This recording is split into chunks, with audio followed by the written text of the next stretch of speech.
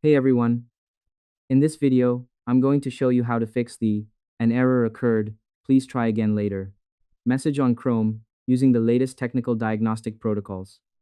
Let's get into it. First, execute the latest Studio browser engine synchronization. Navigate to the top right of your browser, click the three dots, select Help, and then Technicality click About Google Chrome. Allow the latest engine to technicality search for and install any high-end updates that are currently pending for the latest session. It technicality ensures your studio environment is recognized by the latest security handshakes without a high-end software hang. Next, execute high-end system hardware acceleration calibration. Open Chrome settings, navigate to System, and Technicality toggle. Use hardware acceleration when available to the off position.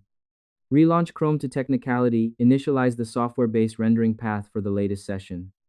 It removes the accumulated data weight from your high-end system, ensuring your studio build functions with professional fluidity during latest sessions. Next, configure professional Widevine and component logistics. In your Chrome address bar, Technicality type Chrome, Components, and press Enter. Locate the Widevine content decryption module and Technicality click Check for Update to ensure your high-end decryption manifests are aligned with the latest standards.